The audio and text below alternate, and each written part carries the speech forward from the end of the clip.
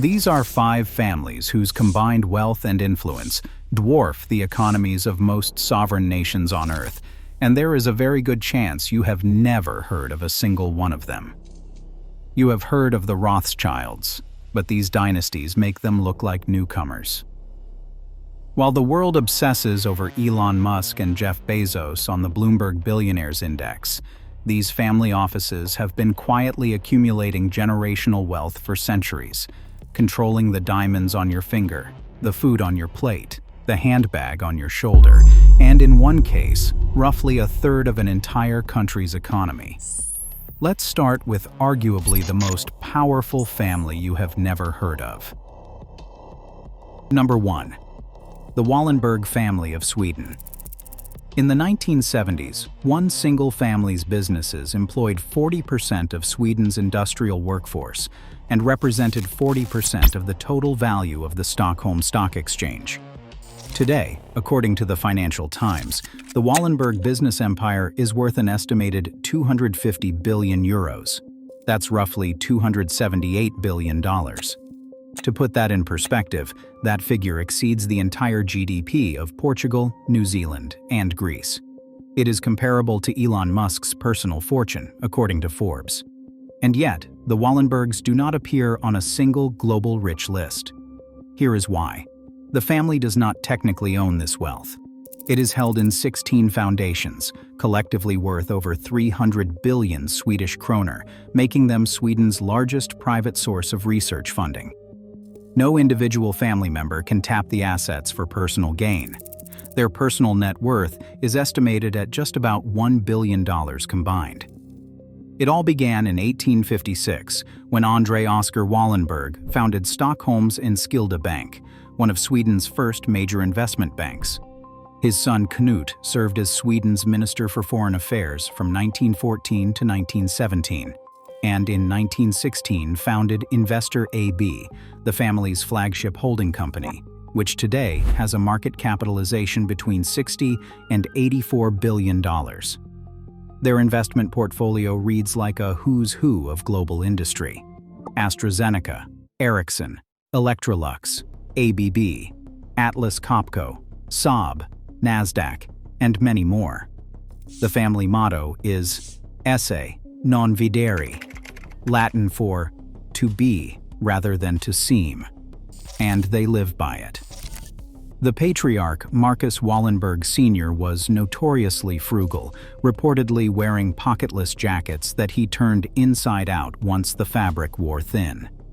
The 3 fifth-generation leaders, cousins Jacob, Marcus, and Peter Jr., still meet every Monday to discuss the family business. And they are already preparing roughly 30 members of the 6th generation for what comes next.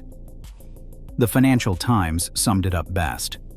Others may be older or richer, but none can combine the Wallenbergs' longevity with the breadth of their holdings. Number 2. The Wertheimer family. You know Chanel. You know the double C logo, the tweed jackets, the number 5 perfume. But do you know who actually owns it? 2 brothers named Elon and Gerard Wertheimer own 100% of Chanel, the world's 2nd largest luxury brand. Their combined family net worth hit $108 billion in 2024, according to the Bloomberg Billionaires Index.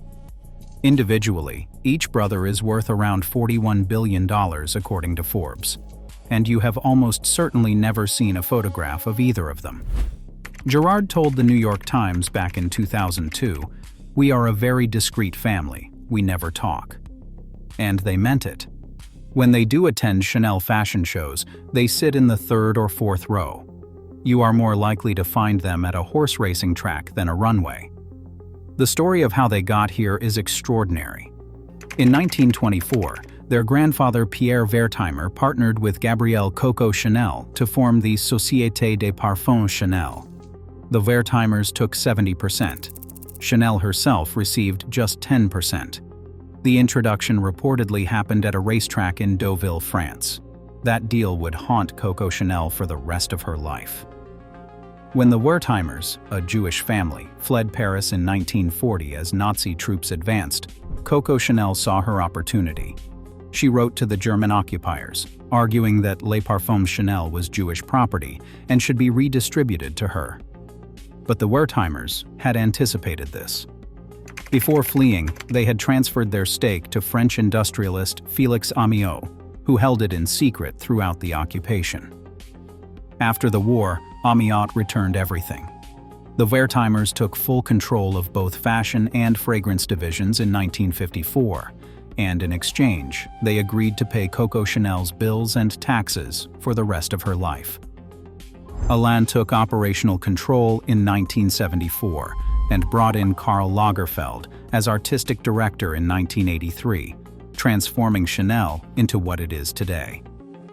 In 2024, the company reported net revenue of $18.7 billion. Over just 3 years, from 2021 to 2023, the family collected $12.4 billion in dividends alone. And their family office, Moose Partners, has diversified far beyond fashion, investing in everything from biotech startups to the delisting of the Rothschild Investment Bank. Chanel remains one of the last major luxury houses that is privately held. And that's exactly how the Wertheimers want it. Number 3. The Cargill-McMillan Family. Bloomberg calls them one of America's richest but least known corporate dynasties. A former Cargill CEO once said of the family, "They want to draw the curtain down." A lot of rich people want to be on TV, want you to know who they are and that they own this and that. Not these people. The Cargill-McMillan family owns approximately 88% of Cargill Incorporated, the largest privately held company in the United States. In fiscal year 2023, that company generated $177 billion in revenue. The family's combined net worth is estimated at over $60 billion by Forbes, and as of 2025, 21 family members are individual billionaires, more than any other multi-generational business dynasty on Earth. It started in 1865, when a 21-year-old son of a Scottish sea captain named William Wallace Cargill opened a single-grain storage facility in Conover, Iowa, during the post-Civil War period. His insight was simple but powerful. Control the storage, control the trade. He bought grain from farmers at low prices and shipped it by railroad to cities at high prices. By 1900, the Cargill Elevator Company was a major Midwestern force. When William died in 1909, the company was drowning in debt. His son-in-law, John McMillan Sr., took over and made the decision that would define everything. The company would stay private forever. He restructured and stabilized the business, and during the Great Depression, while competitors collapsed, Cargill bought their assets for a fraction of the cost. Today, Cargill handles roughly 25% of U.S. grain exports and about 22% of the domestic meat market. They operate in 70 countries with approximately 160,000 employees. And the family keeps 80% of all net income inside the company for reinvestment, which is why this empire has grown so massively while staying completely out of public view. In 2025, they received a record $1.5 billion as a dividend payout. The company's headquarters is not in New York or Chicago. It is in Wayzata, a wealthy suburb of Minneapolis, Minnesota, as quiet and unassuming as the family itself. Number 4. The Brenninkmeijer Family. If you've ever been to Europe, you've probably walked past a sea and a clothing store without thinking twice about it. The family behind that fast fashion retail dynasty has been building wealth since before the American Civil War, and they've done it from behind one of the most sophisticated governance structures in the history of family business. The Brenninkmeijer dynasty now spans over 500 members, 6 generations, and 12 family branches. Their family office Kofra, based in an anonymous office park in the Swiss tax haven of Zug, manages assets of over 30 billion euros. Bloomberg valued the broader empire at $38 billion in 2025. It started in 1841 when 2 brothers, Clemens and August Brenninkmeijer, opened a small textile warehouse in Sneek, the Netherlands, with a loan from their father. Before that, They were literally traveling linen peddlers, going door to door. The first actual store did not open until 1860. What makes this family truly unusual is their internal rulebook called Unitas. Shares cannot be inherited and cannot be sold. Only those who hold top positions have the right to buy shares, and those shares must be returned at age 65. Management positions are abandoned at 55 to make room for younger generations. Children of current shareholders face roughly 15 years of apprenticeship before they can hold a stake in Cofra. And if you leave the company, you are out for good. The family's Catholic faith is deeply embedded in their governance. They donate 10% of profits to philanthropy through at least 58 foundations worldwide, and according to NRC Handelsblad, they have donated more than €1 billion to the Catholic Church.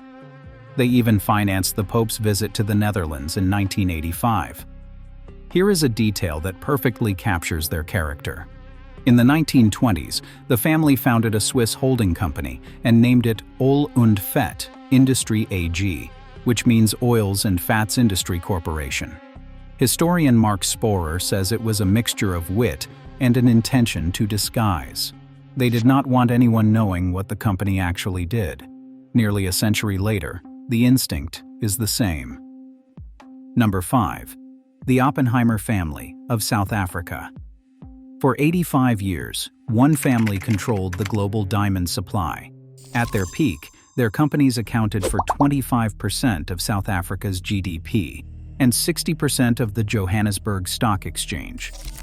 They controlled 90% of the world's diamond production and distribution. And then, in one of the most remarkable exits in business history, they walked away. It began in 1917, when Ernest Oppenheimer, the son of a German cigar merchant who had been sent to South Africa at age 21 to buy diamonds, founded the Anglo-American Corporation. By age 30, he had become the mayor of Kimberley, the famous diamond town. In 1929, he became chairman of De Beers, and the Oppenheimer dynasty began. But perhaps their most lasting legacy is not in mining. It is in marketing. In 1938, Harry Oppenheimer approached the advertising agency N.W. Ayer & Son to boost diamond sales, which had fallen during the Great Depression. 9 years later, in 1947, a copywriter named Francis Garrity scribbled 4 words at the end of a late-night work session. "A diamond is forever." Her male colleagues initially said it meant nothing. In 2000, Advertising Age named it the best advertising slogan of the entire 20th century. Before that campaign, diamond engagement rings were not standard. In 1940, only 10% of first-time brides received one. By 1990, that figure was 80%. Between 1939 and 1979, De Beers wholesale diamond sales in the United States increased tenfold, from $23 million to $2.1 billion. The Oppenheimers did not just sell diamonds. They invented the entire cultural ritual around them. The third generation, Nicky Oppenheimer, became chairman in 1998 and ultimately sold the family's 40% stake in De Beers to Anglo-American for $5.2 billion in 2012. He later said, "My heart made me say we should stay with De Beers, but my head knew absolutely clear that this was the right deal to do." Today, Nicky Oppenheimer's net worth has grown to over $12 billion through private equity investments across Africa and Asia. He owns South Africa's largest private game reserve, Tswalu Kalahari, and at least 720 square miles of conservation land across 4 countries. And here is the thread that ties all 5 of these families together. None of them wanted you to know their name. The Wallenbergs hold their generational wealth in foundations. The Wertheimers sit in the back row at their own fashion shows. The Cargill-McMillans run America's largest private company from a Minneapolis suburb. The Brenninkmeijers named their holding company after cooking oil to throw people off the scent. And the Oppenheimers walked away from an 85-year diamond empire without fanfare. These are not just wealthy individuals. They are multi-generational business dynasties that have mastered the art of tax optimization through foundation structures and family office management. The loudest billionaires get the headlines, but the quietest ones build empires that outlast them all.